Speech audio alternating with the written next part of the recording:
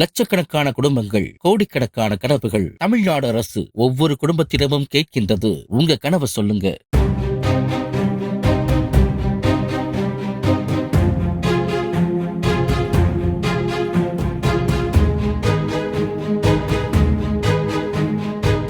சிவகாசி அண்ணா தினசரி காய்கறி அங்காடியில் கடைகளுக்கு வெளியே அடுக்கி வைக்கப்பட்டிருந்த காய்கறி மூட்டைகளை திருடிச் சென்றதாக கேசவன் என்பவரை போலீசார் சிசிடிவி காட்சிகளை ஆய்வு செய்து கைது செய்தனர்.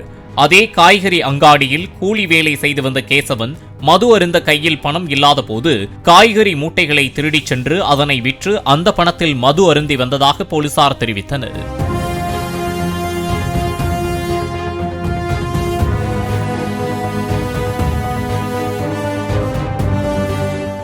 லட்சக்கணக்கான குடும்பங்கள், கோடிக்கணக்கான கனவுகள். தமிழ்நாடு அரசு ஒவ்வொரு குடும்பத்திடமும் கேட்கின்றது, உங்க கனவை சொல்லுங்க.